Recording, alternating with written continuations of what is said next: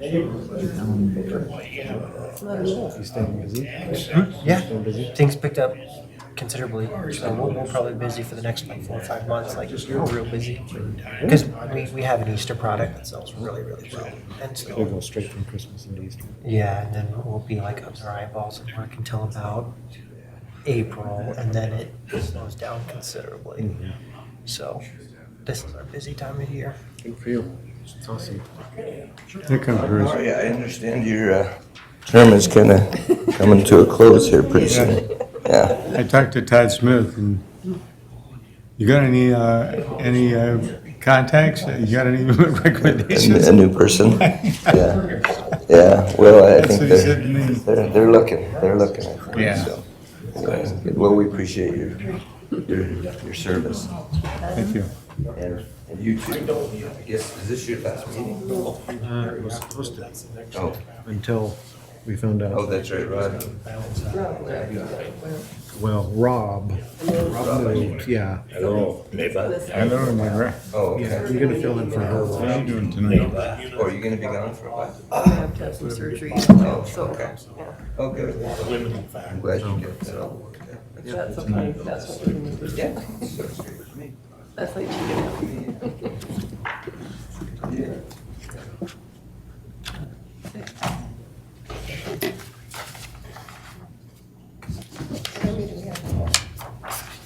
Oh, with Vern, you have 6. We swear, and that's what we have to have. We swear in there.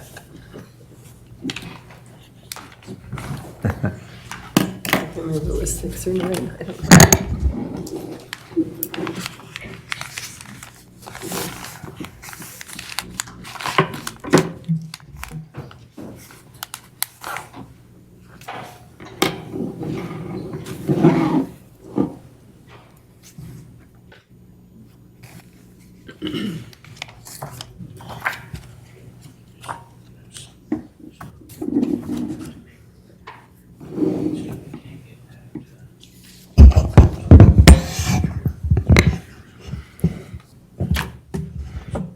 Okay, well, it's 6 o'clock, so I guess we'll go ahead and get started. We'd like to welcome you all to our December 5th, 2024 Planning and Zoning meeting.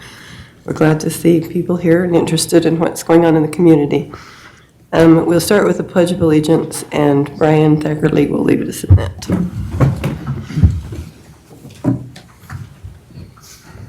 I pledge allegiance to the flag of the United States of America and to the republic for which it stands, one nation under God, indivisible, with liberty and justice for all. Thank you, Brian. We'll go ahead and have the roll call, but we are then going to swear in our new commissioner so we can count him tonight. I spoke with Spencer. You want to tell him what he said? Is he comfortable proceeding for that? I'm sorry, what? Is he comfortable proceeding? Are you? Yeah. Are you prepared He's to? ready to go. Okay, perfect. Then we're good. Okay, all right, sounds good. That's what I- Go ahead. And Vince Haley. Here. Todd Marks. Here. Randall Kempton. Sally Smith. Here.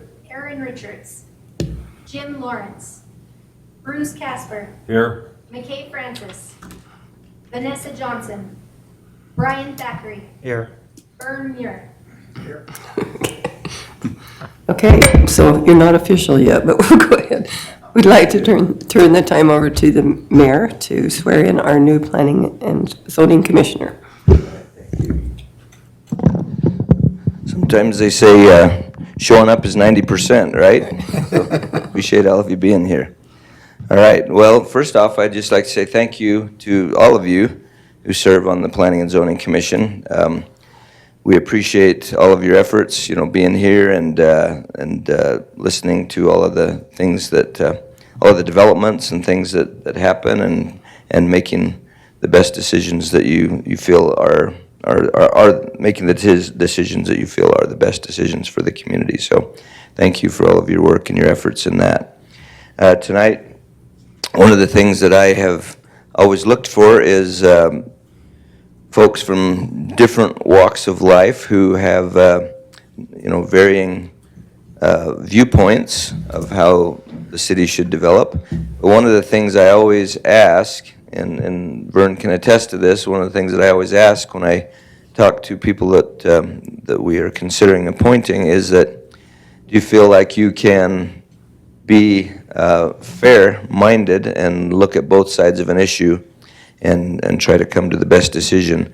Even though you might have an opinion one way or the other of your own, it's really important to be able to consider both sides of an issue and try to come to the best decision that is the best for the community, and maybe not just for a single party, but for the community as a whole. So I appreciate that. Vern and I visited at length, and I feel good about his willingness to be able to serve on this commission. And so with that, I will go ahead and formally install him as a Planning and Zoning Commissioner, Mr. Vern Muir.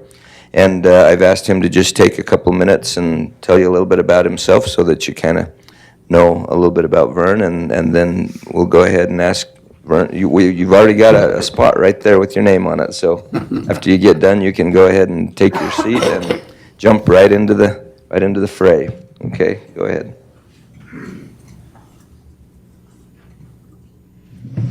A little bit of my history. I've probably been in construction for most of my life. My father was in construction and a builder, but it's been about 20 years ago we moved to the Rexburg area, and I worked with a company called Sainsbury Construction, and he flew his plane into the mountain and killed him, and that was in 2008, and I retired. Sold my home, bought a fifth wheel. My wife and I traveled for 8 years and really enjoyed that. But then we came back to Rexburg, and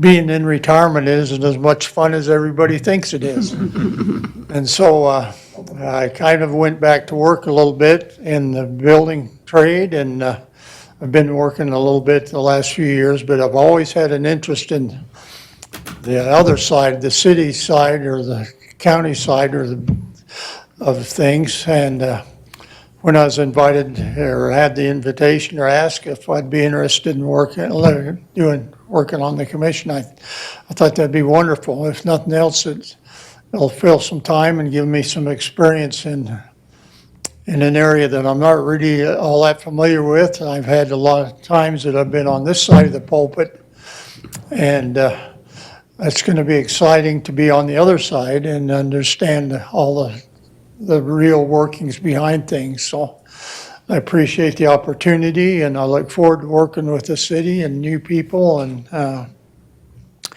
hope I'm not too much of a conflict. I hope I can look at both sides a little better than I used to.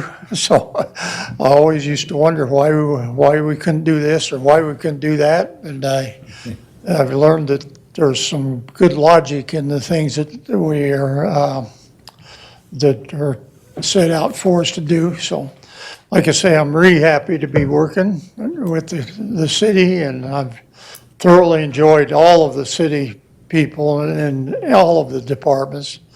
Surely, especially the building department, but all of the office girls and every department's been just wonderful to work with. So I'm excited about doing this. So, thank you. Thank you. Go ahead and take your seat. Let's give it a hand. Thank you for your willingness to serve. We appreciate it. Thank you, Mayor.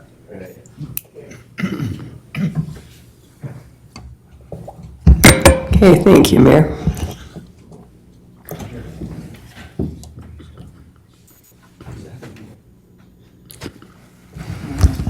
Okay, we need to have a motion to approve the planning and zoning minutes from November 7th, 2024.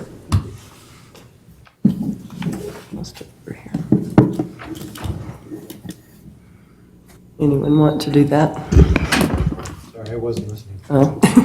Would you like to make a motion to approve the I'll make minutes? a motion that Todd we will. accept the minutes as written. Thank you. Do we have a second? Second. I'll second whatever you said. Okay. We have a motion and a second to approve the minutes from November here? 7th. Any further corrections, or Did Bruce second or did I? I think you beat him. Okay. Okay. Okay. All right, all in favor? Aye. Any opposed? Okay, thank you very much. We have a public hearing tonight, 340 West 2nd North, for a rezone. The application is to change the zoning of approximately 1.299 acres from low-density residential 2 to medium-density residential 1. Kevin Larson is the applicant. And then I believe tonight Justin is filling in for Alan, which is great. Kyle, look right at you and say, Kyle, I know. Okay, sorry. Okay, we'll go ahead and hear from Kyle, and then we'll hear from Kevin. Go ahead. I'm sorry about that. Yeah, okay. Sorry about that. Don't apologize, Doc. I'm not gonna apologize for that. It's a good name.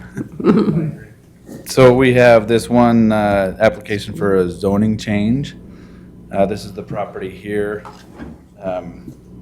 situated right next to the fairgrounds.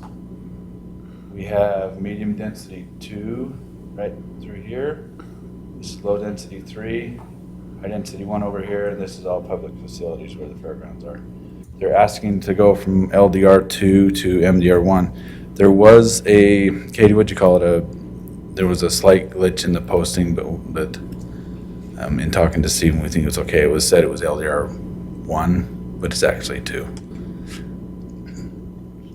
In the public notice, like the newspaper.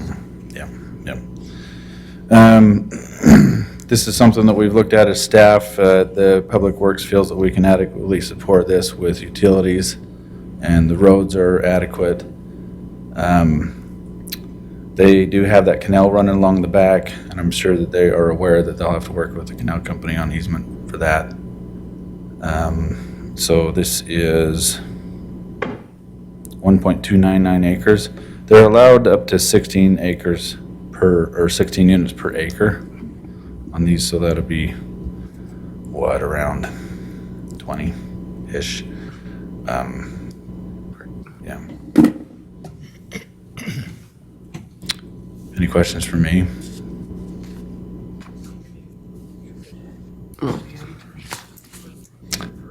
It's 16 units per acre.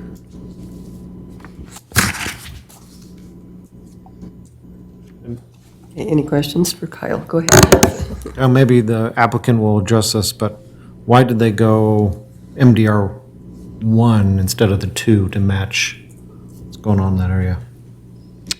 I'm not aware of that. They spoke with Alan about that. I'm not sure what the conversation was. We do have a representative for the applicant tonight. I don't know if you know anything about that. Okay. Okay. So it sounds like it's a recommendation from Alan.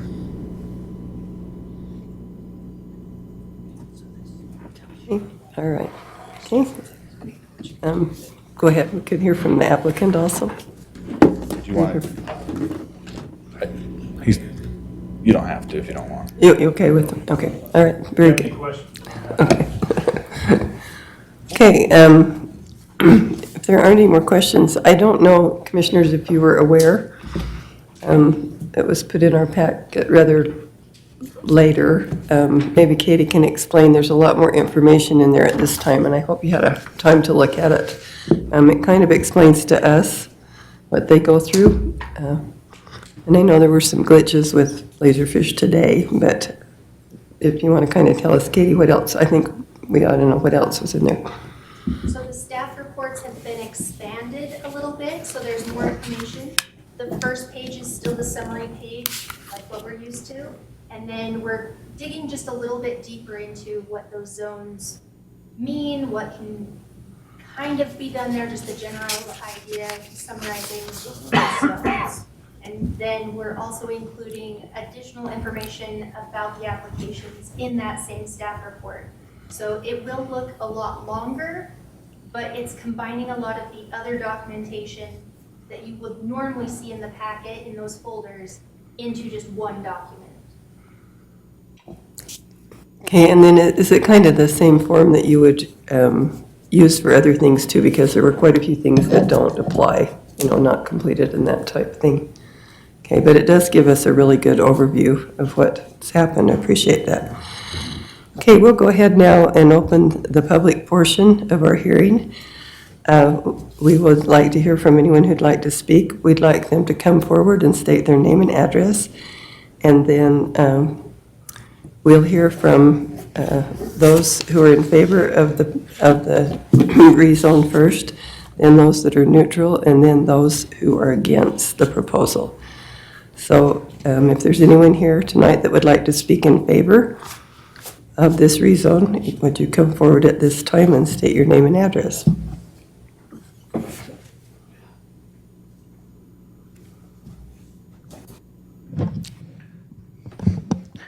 I'm Terry Chadwick, 369 West 2nd North, Rexburg.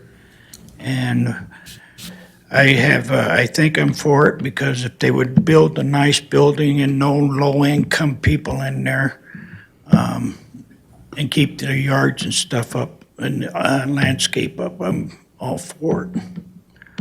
But I don't want a bunch of junk moved in there like they did around the corner, a bunch of old houses and not do nothing to them for a while, and then they finally finish them off. They're still trashy. So that's all I have to say. Okay, thank you very much. Anyone else who would like to speak in favor? Okay, anyone who would like to speak neutral to the proposal? Go ahead. I'm not. Would you? I would just like some explanation of what the zonings are. Okay, do you want to state your name and address, and then we can talk about that Just too? for the record, because we're required by statute to keep a record. Yes, that's why I'm asking. State name and Yeah. address. Bill Cooley, 5808 West, 1000 South. Okay, so Bill, you're wondering what the different zonings allow? Is that what we're saying? I tried to find that information out and I couldn't Okay, find out Kyle, what they were. Kyle can explain then the difference in what it is currently and what it would be. Would that be helpful? Okay. So currently we're LDR2, that allows up to 8 units per acre. Say unit, apartment, house, what? Unit is like an apartment or a house, or if you had a twin home, that would be 2 units. A fourplex is 4 units, stuff like that. So it's currently zoned for 8 per acre? Is it, I believe, is it 6? Is Six, the I cheat believe. sheet available to pull up? 6, on the- yeah, where's that cheat sheet at? There's one up. I think it's 6.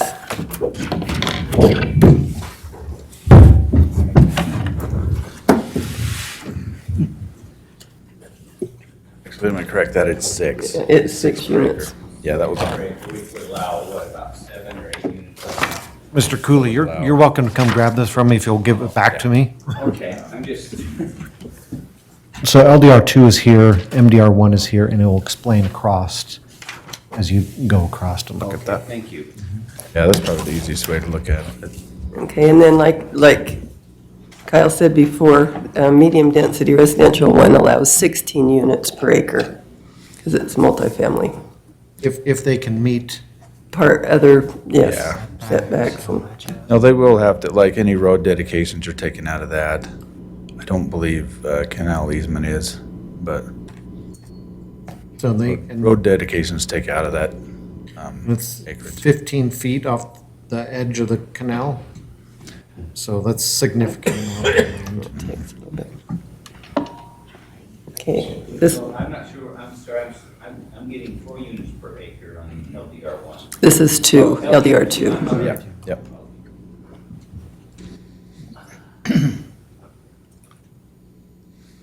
What does it mean, 2 dwellings per parcel? In LDR2, that means each parcel can have 2 dwellings, but they have to have a certain amount of square footage. It's for like a each parcel. duplex type. Yeah, so you could have a duplex on a single lot, 160 million. but the lot has to be a certain size in order to do that. Okay, does that help you? Yeah, Yes, I was just, I guess I was surprised how many units when you said there's 20 apartments on there. Again, there's a lot of other things that go into that consideration, all the Yeah, there's- setbacks and the right-of-ways and everything, so Parking usually parking. is difficult. Yeah, Each unit has to have 2 parking spots, correct? Yeah. Is there, I mean, in changing this, I'm sure the person who owns this has plans in mind what they plan to do with it. And they probably do, but we are simply doing land use, so we can tell you the maximum of, what could go on there, but we just consider the land use, not any kind of plans. So this commission doesn't, and they don't consider the specific plan because it is attached to the land. Okay. Regardless of owner. So for instance, if somebody came, so here's an example of how it's not supposed to work. Somebody comes in and they say, hey, these are the pictures of the buildings, it's gonna be pretty, we're gonna have this brick. No trash in the yard. No trash in the yard, right? You're gonna love the type of, we're only gonna allow people who are 6 feet and above living here. They're gonna be the most handsome group of people you've ever seen. And so, the commissioners approve based on that. That's not a proper way to approve it, because at that moment, the designation stays with that land, and then that individual sells it to somebody else. His plan could be completely different. He could allow only the ugly people in there, and now all of a sudden the court looks at it and says, hey, this decision was not meant based on the correct criteria, it was made on improper consideration, and so we keep it very independent. It's tough because developers, they love to tell everyone about the flowers and everything else they're gonna put in and how pretty it's gonna be, but that's just not for this board. And there are examples when it is, when we have a plat, or we have other scenarios, but it's more limited. The zone changes, we just look at them. Is this possible to have the picture back up with the, Zones on it? Yeah, we can. well, not zones, the actual plot? Yeah. Oh, okay. Just 1 second. I'm sorry, No, that's I okay. probably should have found out more information, but I didn't get back in town for last month. They're good questions. And you got open this letter and like, oh, okay. Okay, so this shows you the different zones. Okay, so across is low density residential 3. And that's in between LDR2, of course, and medium density 1. And next to it up there is medium density 2, which allows for more units per acre. And that's already zoned. Now, Okay. I happen to be the only person that's kind of not any of those right there. The LDR2 then next to it, is that what We you own the little place right to the right of it and down from it. There. Okay. Yeah, that house. that one? So, no, across the street. So next to it, Right right there. there. That one? So you're still LDR2 then, correct? I don't know what I am. That's what you are. And this whole area is, in the comprehensive plan, it's intermediate residential. And so the LDR3 and up all fit in that particular comp plan there. LDR 3 and above. And medium, well, yeah, the medium densities. Okay, so I'm LDR 2. Correct. So you're fine, but you're, I did, and they were, I mean, our neighbors were LDR 1, you're saying before. LDR2. Oh, they were LDR 2. Yeah. Yes. So both of us were Yeah. LDR. Yeah, okay, I'm getting used to these. And, okay. I mean, typically, our agendas like tonight, and so Yes. we typically don't have these back and forth. So I know. if there's any more questions, Yeah. I think we can do another one, but then afterwards, Let's move on. I know Yeah, Kyle just- and Alan would be happy to chat. Yeah. with you. And again, it's just about keeping a clean record. Okay. Okay, are you good? Yes, I wasn't, I mean, I haven't. No, and you're fine. There's just bureaucrats everywhere that get after us. Well, the question was asked, I guess, was why aren't they going for MDR 2, which is what they are next to us there, it sounds like. I'm seeing that correctly. And we don't actually know that. It might be because of the size of the property, perhaps, you know, it would never fit the 20 to 24 units. Yeah, that'd be my guess. That would be my. Between what I the would units and the think. parking and the, everything else. Okay, all right. Is there anybody else who would like to speak neutral to the project? Okay, anybody who would like to speak against the proposal? Go ahead. My name is Karen Lyles. I live at 359 West, 2nd North, directly across the street from the proposed change. I have several questions or statements. One is, have you done a traffic flow impact? So we have our Public Works Department look at this. They're in charge of all the utilities like water and sewer and roads, and they do an assessment for that. If a traffic study, impact study is warranted, then they will call for that. But in this case, we didn't have to do it because they said the streets are plenty fine for the increase. All right. So what is the proposed increase then? We don't. From where it is now to where you think it might be? To where, yeah, he'll look at the maximum units per acre. And Keith is really good. He's our director. If he doesn't feel it'll meet, he'll say no. Okay, what about safety for children? I have next door neighbors that have children. Is that taken into account? We are always concerned about that. Yes, we are. Within the comprehensive plan, when we look at zone changes, there's a number of factors that are considered to see if something is in accordance with the comprehensive plan. And out of that, I think we've gone through before around 13. And it falls into some of those categories where it's well-being of citizens, services, because it's more than just kids playing on the street, but it's availability of services, if something happens, the ability of the city to take care of the needs of the citizens, but also in consideration of property rights of the individual. And so we kind of get into legalese or generalized speak when we say, hey, when this is in accordance of the comprehensive plan, or it's kind of shorthand sometimes where staff has looked at it and they haven't brought forth any issues as far as that. And so rest assured, again, our Keith is, if anything, their state standard, and he is much more conservative than others. Agreed. In that, and he keeps very close track of all of those things. All right. And then I have a concern that my property values will go down having apartments exactly across the street. And if my property value does go down, will my property taxes reflect that decrease in value?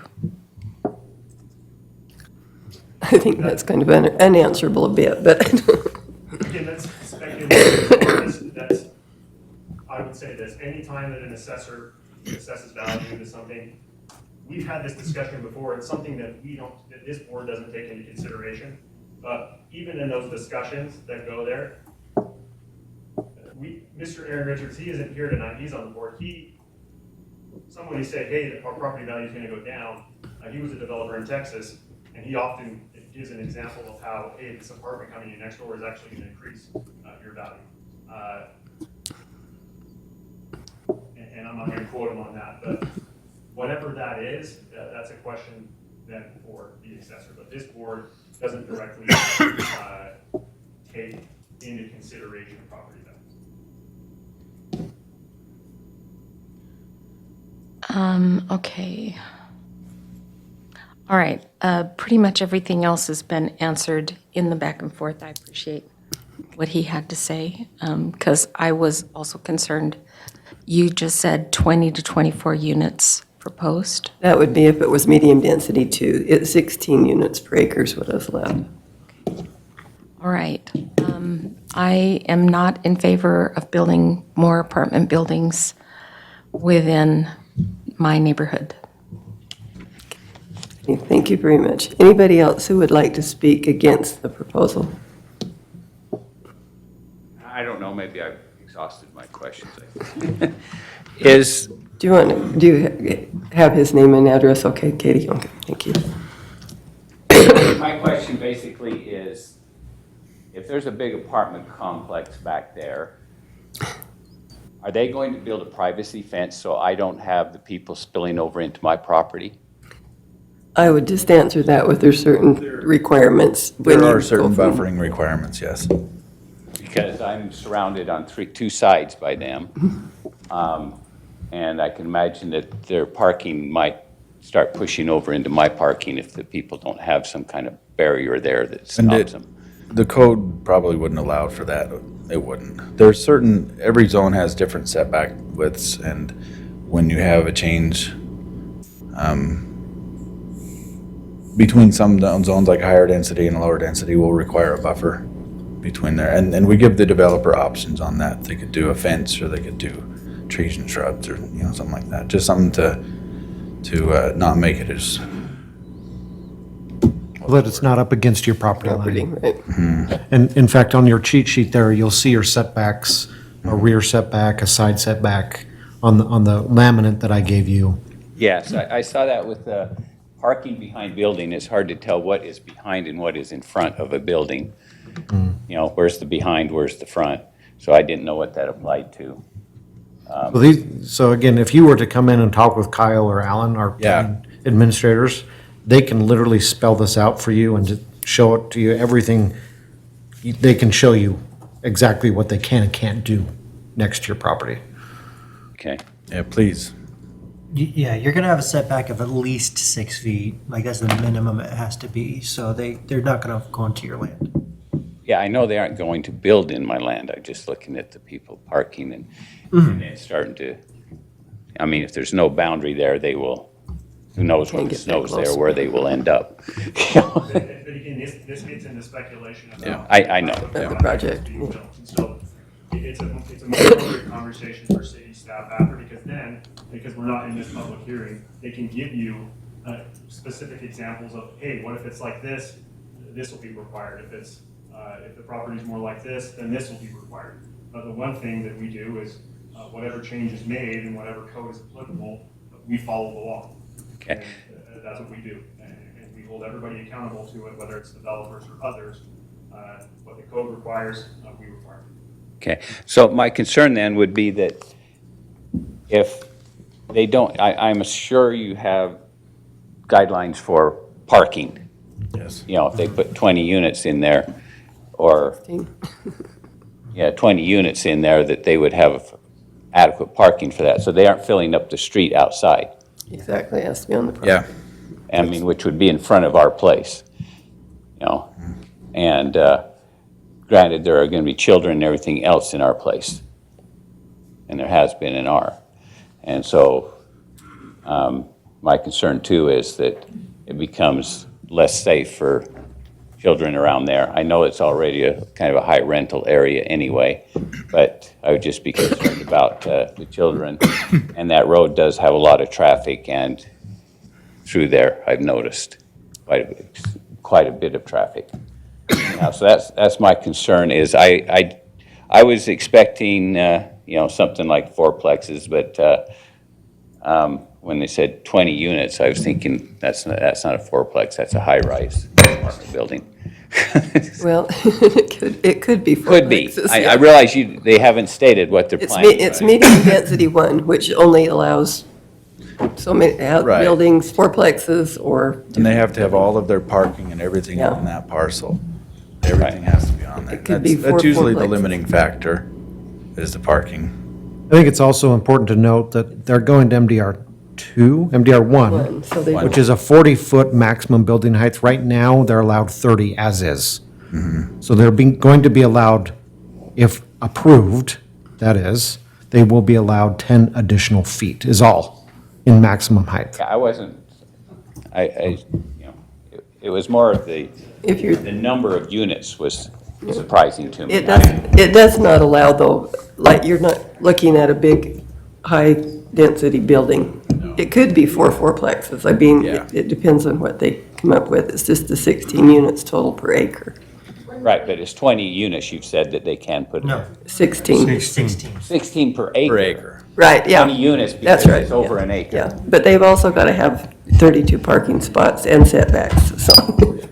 Okay, so there is, how many parking spaces is it per unit? Two Two per unit, Two so per 40 unit, people. okay. Okay, no, I was just concerned about I didn't know, it was going from that to, possibility of 6 to 16 per acre.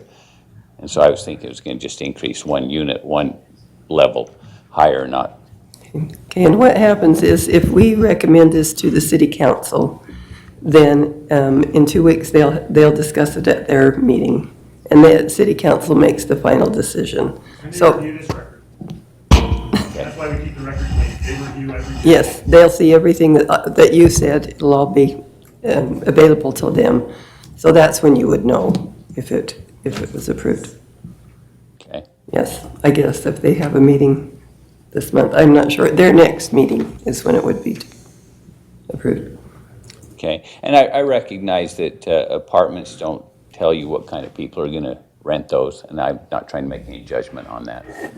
I just, I hope it still becomes a family-friendly area, because that's who we're renting to as families. So, anyhow. So I was just concerned about the jump in the number. That's my biggest concern, was not that they were going to put something back there, because I understood that was going to happen anyway. I just was the density number changed more than I thought it was going to. So in that sense, I guess I'm a little surprised at how many they were putting back, could put back there. I say they said they are, but could put back there. And so that's kind of my concern. Okay, thank you very much. Okay, anyone else who would like to speak against the proposal? Okay, seeing none. I'm sorry. Come forward then and state your name and address. My name's Kevin McFadden, 182 North 4th West. I have nothing more than an emotional appeal. Obviously, legally, they can do whatever they want. We've got. And I appreciate your honesty. See, that was my emotional appeal right there. I appreciate your honesty about just saying it's maybe it's refreshing. But the thing is we've been here before. And then they say, "Oh, are you sure? Can I have another cookie? Can I have a cookie? No. Can I have one?" And we have to come all the time, every couple of years, and say, "Please leave us as a neighborhood." And then people give us the emotional appeal back and say, "Well, apartment people are families too." But I've never seen anyone on this board in a neighborhood like mine. I was invited by Gil Shirley to move out to Burton with him. And Gil's a good friend of mine, and I felt very offended. So anyway, we can't keep moving out of town. We have 2 diverging diamonds that are just nasty because of that. So we need to keep Rexburg a family town. So I live right across from where Sundance was just built, so I live. You live in it. Yeah, they're breaking all the rules too, aren't they? Parking ordinances are being obliterated. They just changed that, and so it's gotten a lot better, but yeah, it's just. That's not what I Rexburg is heard. changing. I own a business a block from there. Yeah. And I'm going to bring this up again. I brought it up 5 years ago. Our business used to do over 10,000 tickets, orders, it's a restaurant, a month. We now are lucky to do 7,000 because there's no parking, nobody can get through the traffic in the area, and we just keep getting hammered and invaded, and the students have nowhere to go. The students called my wife yesterday and today and said the apartment managers and the city told them to call local businesses to park overnight in the winter. So is the city really addressing the residents or capitulating. So anyway, that's my point. Thank you. Okay. Anyone else against that would like to speak? That was a no, I'm sorry. Okay. Any rebuttal, anything that you would like to say?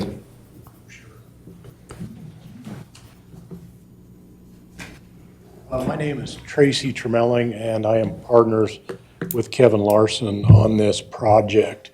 I'm here to tell you, whatever the density is, obviously, this is a different shaped piece of property, unless I could convince you to sell yours and square it up a little bit. But there's no way we're putting those many units on this with the parking requirements that we have.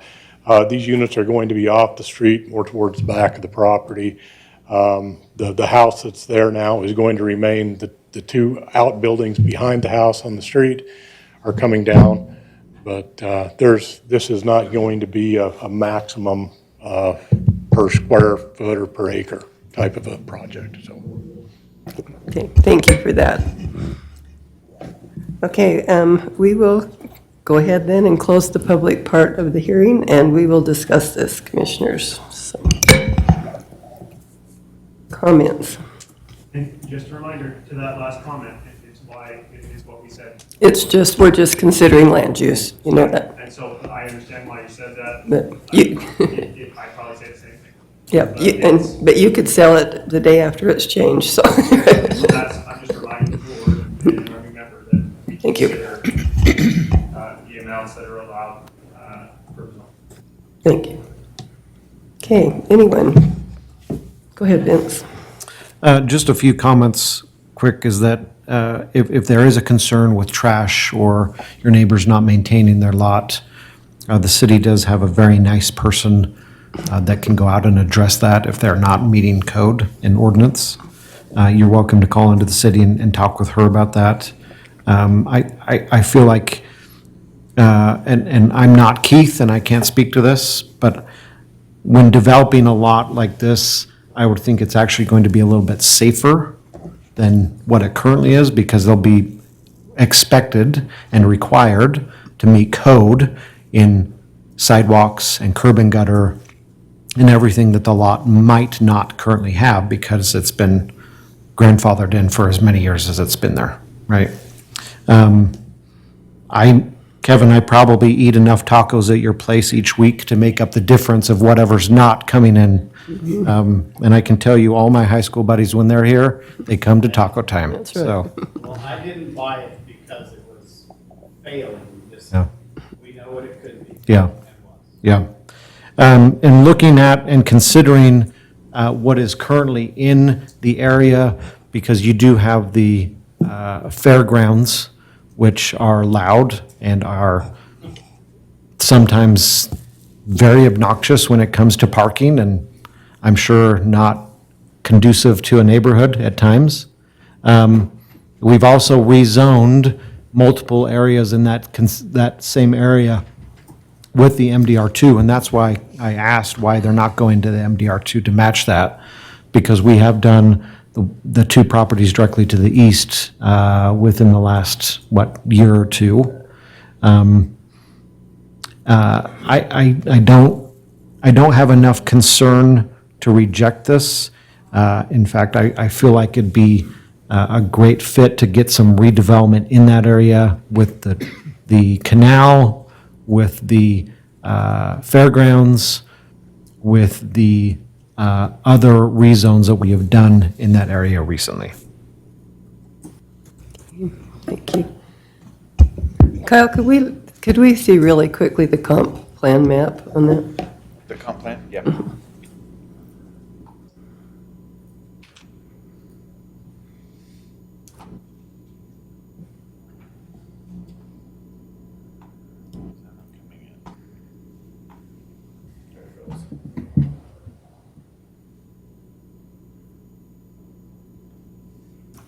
Okay, so this kind of gives us a look at this intermediate residential designation on the comp plan. Our comp plan was just redone about 2 years ago. with quite a bit of public input, and then, so these zones are, that's again why we've probably agreed to the ones that have come in before us. So you can kind of see what the future of that area really looks like. And I think part of it will always remain a neighborhood for a long time, but it just gives you an idea. So in looking at that, I kind of echo what Vince says about it actually may be a little bit of a redevelopment improvement in that area. And it is a strange piece of land, so it's going to take whatever would happen on it, some good planning. What's on the north end of that property? And it's a vacant lot there, it belongs to, There's nothing there. those. Right up there, that, Right behind it. clear up on To the the north. north end, right there. That's the fairgrounds, the canal goes along there. Yeah, the fairgrounds to the west. But that on top, and it goes all the way up to Third North. So is it all vacant in between? They took all that house and stuff out right there, I guess the county bought it, or whoever bought it, and made that part of the fairgrounds, all that's gone now. So they moved that house out or tore it down or whatever. So it's a vacant lot on the other end? So it's vacant behind it. No, they got it all fenced off, they got the fencing comes right across there and then along that street to that canal. Well, that goes to Walters over there. That road curves up and goes to Walters. Yeah. So from there on over to the But canals. all- my concern, what is that other, right there where the marker is, all the way down? That is, that would be fairgrounds. It's all owned by the fairground. It's Yeah. all fair. All along, the fairground property goes to the canal. And that's all trees along The canal. the bushes along the canal right there. But that, move your marker to the east a little bit. There, that right there, I believe that belongs to him. Hepworth. and down below it. And that belongs to, I'm not for sure. I kept thinking it belongs to that But one house there. It might be Meredith's. What's on that Oh, Meredith property? don't own it anymore. Meredith's on the district. No. Nothing on it. The fairgrounds used to own all the way straight down before and it flooded into the Powell's property. That we're talking about. Powell's property went across the canal into the current fairground now. The fairgrounds and the Powells Traded. switched land so that the fairground property could be to the left of the canal, all on the left. But the fairgrounds did go straight down. Those two parcels I've been talking about, are they farmed? No, they're just. No, Just vacant lots. they are Would you direct your question? Mother Nature's farming of Our weeds. record's a mess.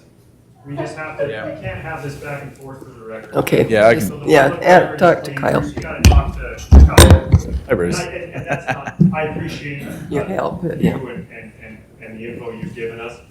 Again, we just by statute have to keep this record clean. Okay, so they look to be Is it farmed? It's not farmed. vacant. It's vacant. Those lots to the north. Well, it seems like that piece of property, that would be an improvement to what there is there right now. Because many times those vacant lots are lots with weeds on them.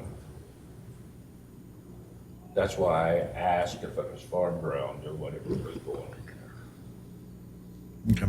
So I'm just saying that an apartment or a housing complex would be a delightful site over a wheat field. Any other I've comments? said enough.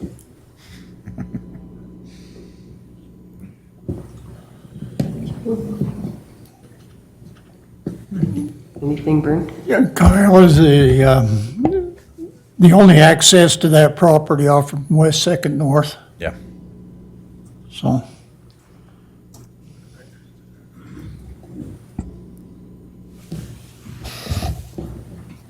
Commissioners, I'm ready to make a motion if any of you have other comments. Why don't you go ahead and do that? I would make a motion that we recommend to City Council that the proposed property be rezoned from LDR 2 to MDR 1 because of the surrounding rezones in the area to meet that, as well as the opportunity to redevelop and improve that neighborhood. I'll second it. I second that motion. All of us will. Okay. Okay, so who seconded first? Bruce. Okay. Okay, the motion has been made and seconded to go ahead and recommend to the city council this rezone. Any further discussion? Seeing none, all in favor? Aye. Any opposed? Okay, thank you very much. Okay, and again, it will be, One last little note. What are the two white buildings on the lower portion of that green area? shop. The area for That's the a shop rezoning. right there, then that's a shed directly behind the house. Shed. And those are both being removed. It doesn't matter. Is that the old Mitchell residence? No, it's Steve Von Powell. Okay. And then I would just, for those folks who are here tonight, this, again, this is just an advisory board. There's no final decisions made here, so this is just a recommendation that is made to city council that'll hear at their next meeting. In the interim, Alan Parkinson, Keith and Kyle are very knowledgeable. They're so accommodating that they accommodate, they're too accommodating sometimes. They're the best. In that meantime, if you have specific questions, Alan and Kyle will be happy to meet with you, go through very specific things and questions you could have before this is taken to city council. Our doors are always open. All right, thank you very much. Okay, we will now move to number 7 on our agenda. We're going to have a video training and discussion. And I guess we'll turn the time over to Spencer. And I'll turn it over to Kyle. All right. Okay. So Alan asked that we show this. This is another one of the AIC training videos. We showed the one last meeting. This is another one. This goes over roles and responsibilities. It talks a lot about planning and zoning commission. So I think it's a lot of good information. I'll just start it, and if you have any questions or we want to discuss anything about it after. Thank you. Okay. And I didn't make sure the volume was up on this.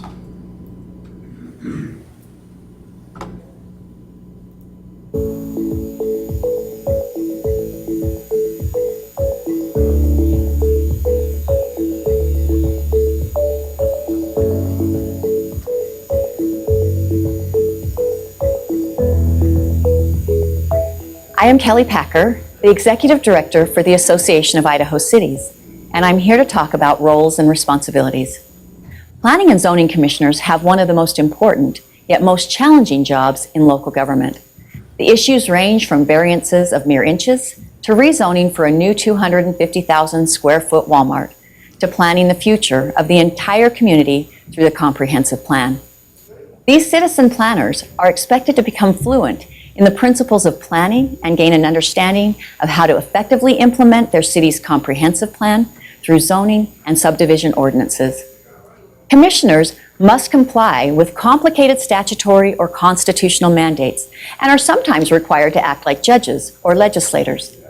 The meetings can be long and contentious, but the work is critical. The Local Land Use Planning Act, LUPA, requires that cities and counties prepare and implement a comprehensive plan, adopt ordinances for zoning subdivisions, adopt procedures for permits, adopt standards for development, provide for notice, public hearing, and records of hearings, issue decisions in the form of findings of fact and conclusions of law, create and maintain a record of all proceedings. One of the challenges, I think, is to get community to recognize that the whole process, the comp plan, the zoning ordinances, all the other ordinances are really, they tend to look at them primarily as a method of regulating growth. It also needs to be looked at as to improve the lives of those who are there already, not just the new people, but the ones that are there. The Local Land Use Planning Act, LUPA, requires every city and county to exercise planning, zoning, and subdivision authority, which can be delegated to a certain extent to a citizen planning and zoning commission. Some Idaho municipalities choose to have a separate planning and zoning commission. How it is done is up to each individual jurisdiction based on the size of their community and the planning and zoning needs. Having the city council or county commission also act as the planning and zoning authority works well for small communities with few planning and zoning decisions and reduces the need for 2 hearings. A separate commission works best for larger jurisdictions and takes some of the work off of the city council or county commission. The Local Planning Act does not require a planning and zoning commission. And by the way, it also allows a planning commission and a separate zoning commission if you wanted to do it that way. But many small communities are having a difficult time getting planning commission membership to be willing to serve, to commit to the training that's necessary to do a full and complete job. People want to go to Arizona for the winter or do other recreational things when they're in their retirement years, and so they might be willing to serve if the period of service was broken up, but it's important to note that you don't need to have a planning and zoning commission. It can save staffing requirements. It can save the costs of compliance with the Local Planning Act through publication and other matters. By the way, those publication costs can usually be billed to applicants if your ordinance properly addresses that. The Planning and Zoning Commission is established by local ordinance, which specifies the number of commissioners, generally 3 to 12, the terms of the commissioners, and the decisions that will be made by them or recommendations they make to the governing board. It is important to note that the City Council or County Commission are the only bodies with the authority to adopt ordinances and comprehensive plans. Whoever is responsible for planning, the elected officials and members of the Commission should become familiar with and have a working knowledge of LUPA, as well as the community's comprehensive plan and ordinances. The Commission should protect the interests of all who come before the Commission by providing due process. Familiarity with meeting procedures, the Idaho Open Meeting Law, and the rules for quasi-judicial hearings will help ensure due process is met. Step back from specific cases to see the overall good of community. Make decisions and move on. Be efficient with others' time and energy, and look ahead to consider future consequences of today's decisions. Much of that information is included in this video series. Now let's take a closer look at the players in the planning process. The roles and responsibilities of the Planning and Zoning Commission include being the community's caretaker of the comprehensive plan. In this role, the Commission keeps the plan up to date and ensures that the decisions made today consider the future consequences as anticipated in the comprehensive plan. Being the elected board's workhorse on planning matters.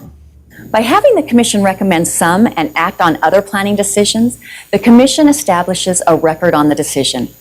The record includes public hearing testimony, application submittals, written comments, and staff reports.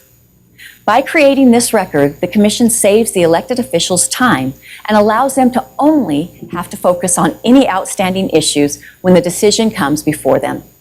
The governing body may also ask the Commission for advice, and they expect the Commission to carry out policies. Being prepared and able to make decisions. Being prepared means reviewing the application submittal, all written correspondence, the applicable sections of the comprehensive plan and ordinances, and the staff report. Being prepared also requires listening, asking questions, and giving fair and equal consideration to the testimony given at the public hearing.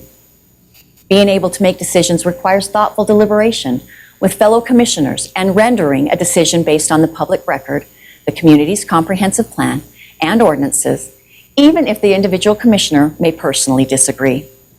It also means giving clear direction on the basis for the decision so that a written decision can be drafted that reflects the decision made.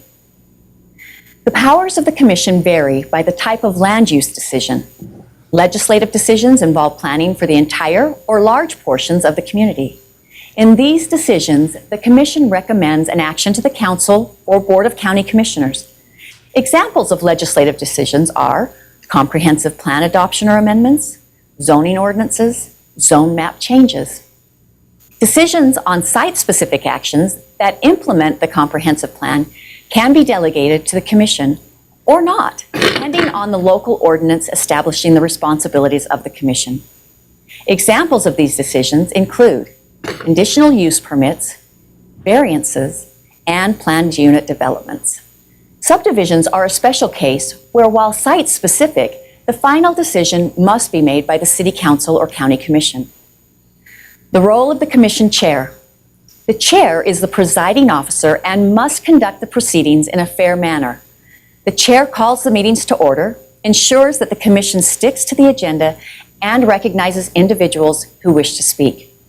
Chairs must be effective meeting leaders and keep all participants focused and meetings on task. The chair is the commission's ambassador to the public. No matter how long the hearing, the chair must preserve order and decorum. The chair retains the rights of a member, including the right to vote and the right to discuss issues, unless prohibited by local ordinance. When the chair does want to engage in debate, it is advisable for the chair to turn over the gavel to the vice chair. The role of staff and experts. Some local jurisdictions have professional planners on staff. Staff are relied on to deal with the day-to-day work of planning and zoning. The size and duties of the staff will vary according to the size of the community and the amount of development activity. Some local jurisdictions, especially in rural areas or with small populations, rely on the expertise of the commission members or may contract with planners or experts when the level of complexity calls for it. Either way, these individuals play a vital role in reviewing applications and assisting local officials. Their responsibilities may include administration and enforcement of land use ordinances, response to public inquiries, processing applications, preparing a staff report that objectively analyzes an application, presenting the staff report at the hearing, pointing out issues that should be clarified by the applicant during the hearing, making recommendations based on their expertise, and answering questions from the commission or governing board. The role of the city council or county commission. The elected officials have the final say in decisions. Their responsibilities include providing leadership, direction, and priorities, making final decisions, and adjudicating appeals. Good planning comes from the efforts of all the decision makers in carrying out their responsibilities, in understanding their role and relationship to the others involved in the process. Issues can arise when one group steps out of their designated role. For example, elected officials respond to their constituents, and in doing so, may overturn a decision made by the P&Z Commission. The P&Z Commission must maintain an apolitical position and stick to the code in making their decisions, regardless of the pressure and interests heard by the public at a hearing. However a city decides to do planning, being clear on the roles and responsibilities is important. And when problems develop, it is important to communicate to ensure that the commission and electeds are operating consistently in the community's best interest. In other videos, we will provide a deeper dive on the various planning responsibilities of a planning and zoning commission and discuss the processes involved.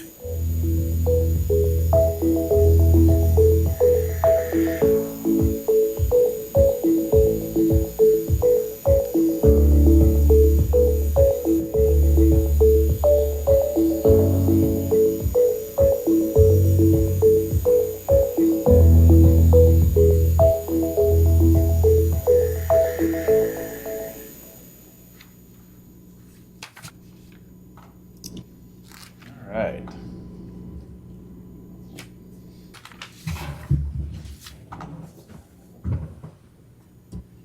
Clear as mud? Lot of information there. Yeah, and there's all of these videos are available to you as well. We've put it together. There's a PDF. I think it's on Laserfish, right? Laserfish is so reliable too, by the way. Is there anything on the video that stood out to anyone? I think some good reminders. Yeah, it's easy to get caught in the emotion sometimes of a hearing, but I think they made a really good statement of our job as commissioners is to be right in the middle and see things from both sides. It'd be what they call Apolitical. Apolitical, yeah. And that's hard sometimes, but that's our job. So, I wish I could tell everybody in every room or every hearing, the reason that I was on here is because I was standing up for the rights of where I grew up in the middle of town that's had a lot of development to it. But, everybody here, just like the mayor said is to Vern, why Vern's here is because he brings a different side of things, and every one of us have a different perspective, and that's important to recognize and to contribute so that our different views can be heard, but also be apolitical in our views.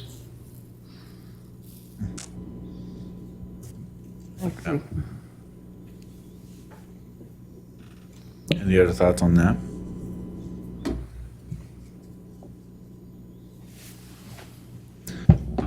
So how do you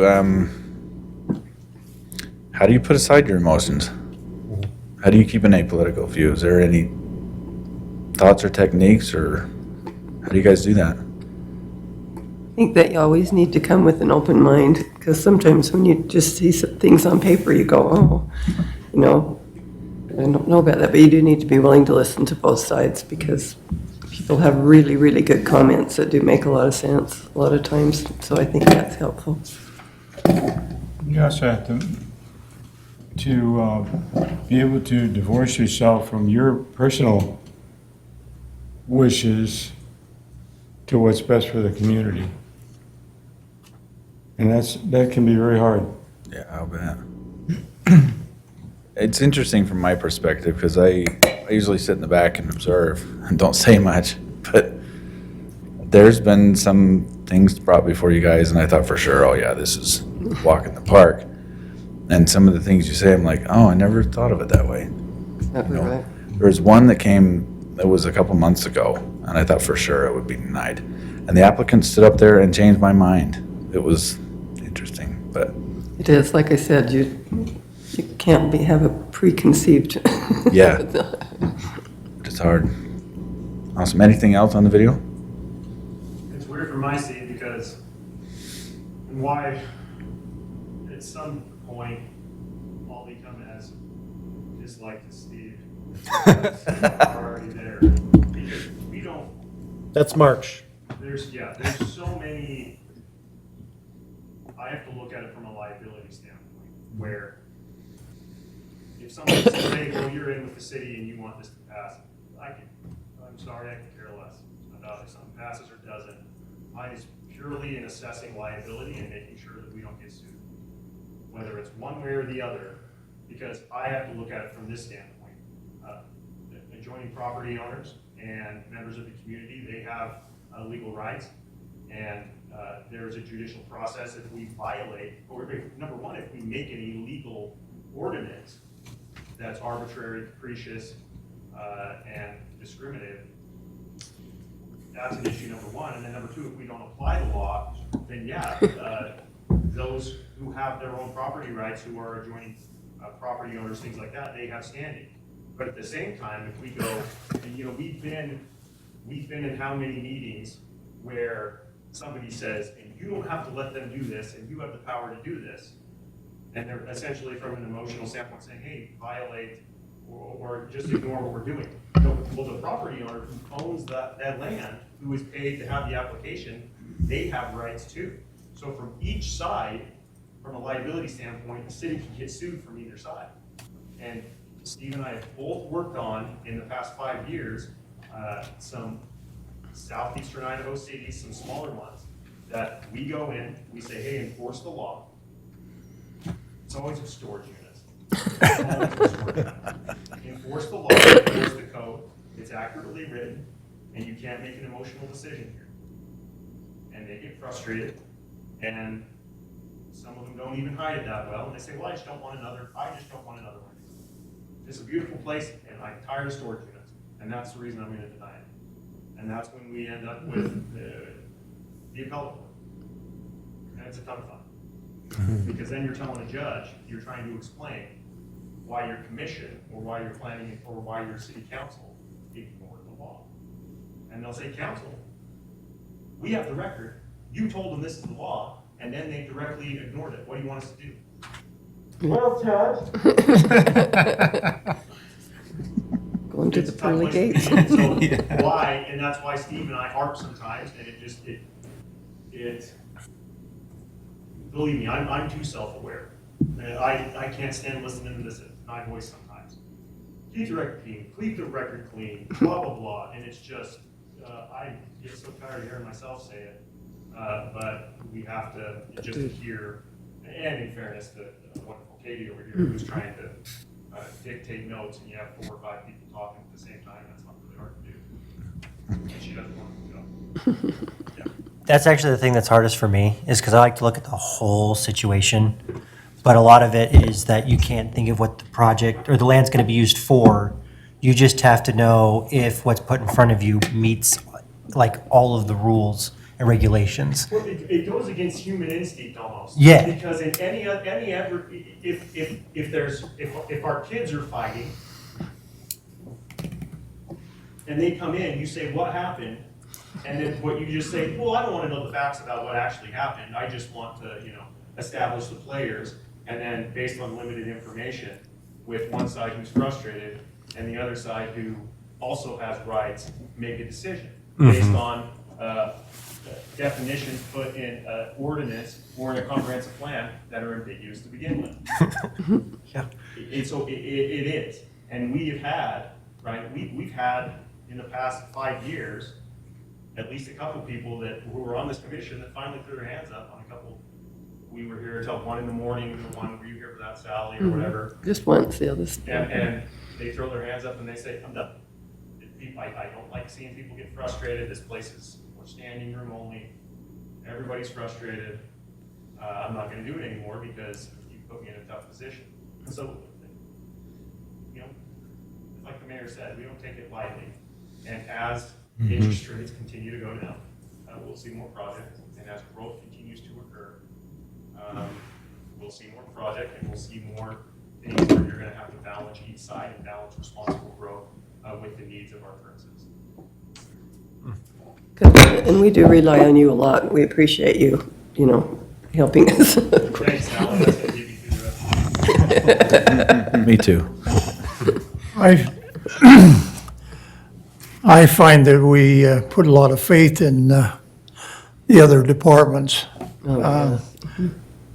That they will take care and make sure that there isn't trashy yards built, or it's overbuilt, or there's no access, or there's parking out in the street when they should be parking in the place. And I think the city or the other departments pretty well have a handle on that. So obviously this piece of property, even though it could hold 20 units, by the time you get the parking and the landscaping and sidewalks, the units aren't big enough to live in. So I don't know what, I hope that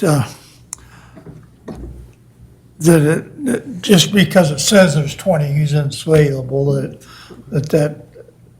that's not, or whatever the case might be.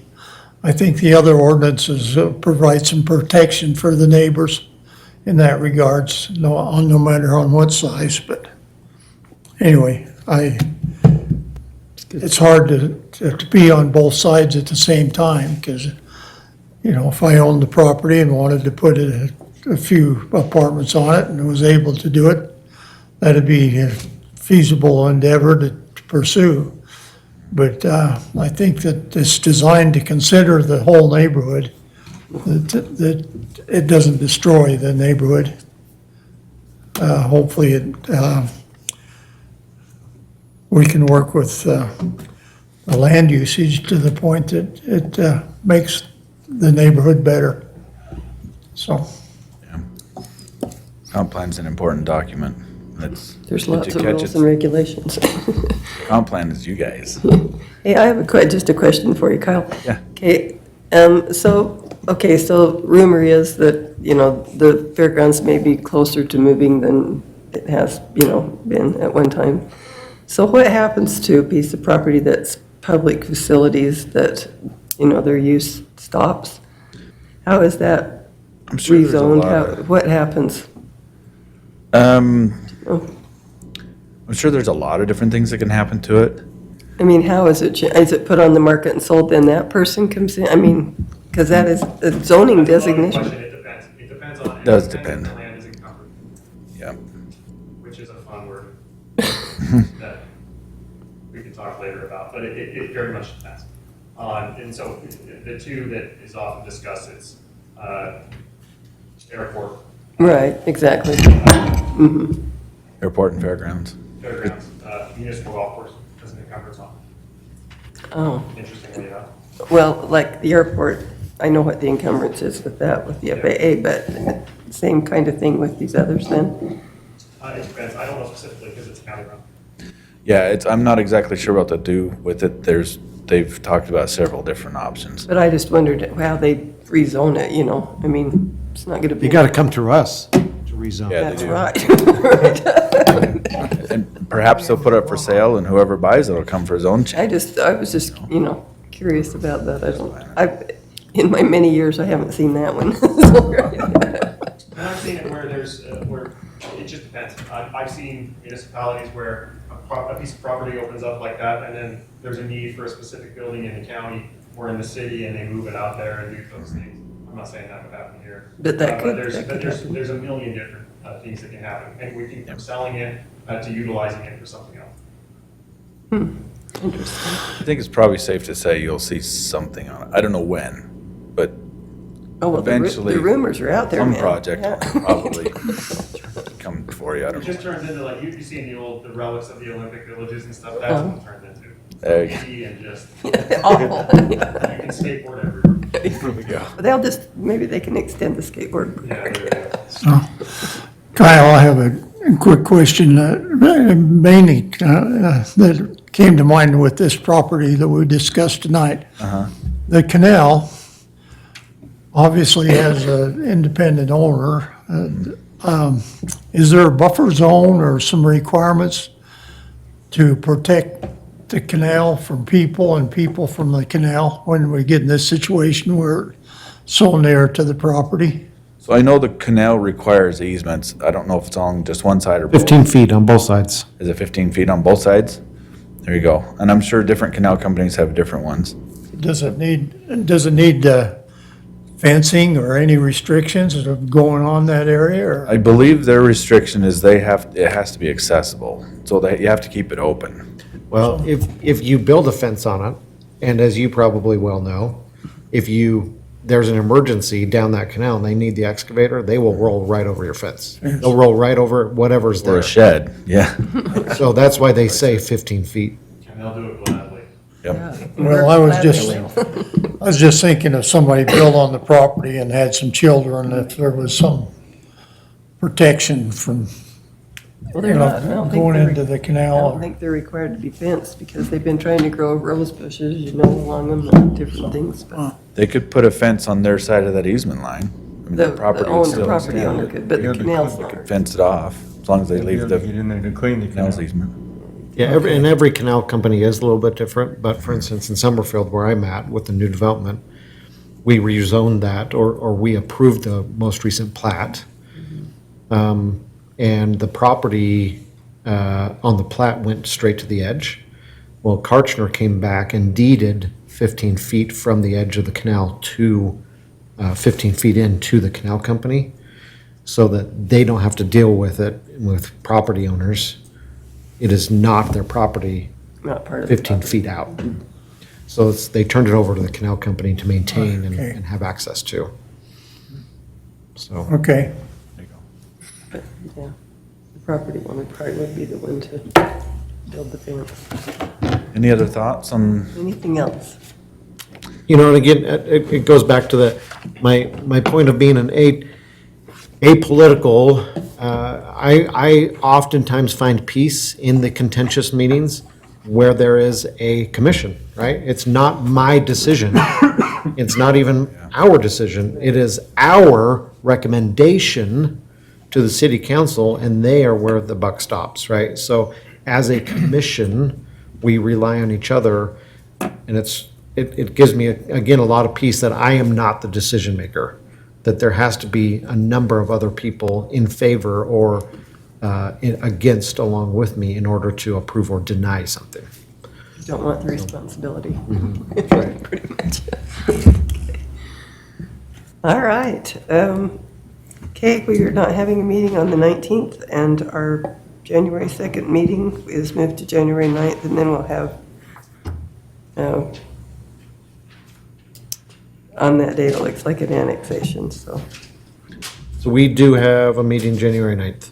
Yes. Got something already on. Yep, so, okay. All And right. Spencer, do we get you through March?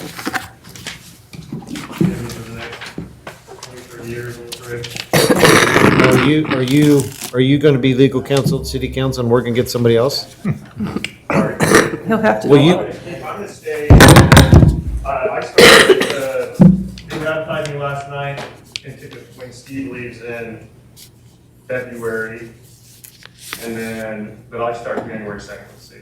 But I'm gonna still come and do this. I'm not gonna change anything. So you'll still be our legal counsel? Yes. At least for the time being? At least for the next couple of years, I would say. Great. Good deal. Okay, well, Merry Christmas, everybody, and we'll adjourn. Happy holidays.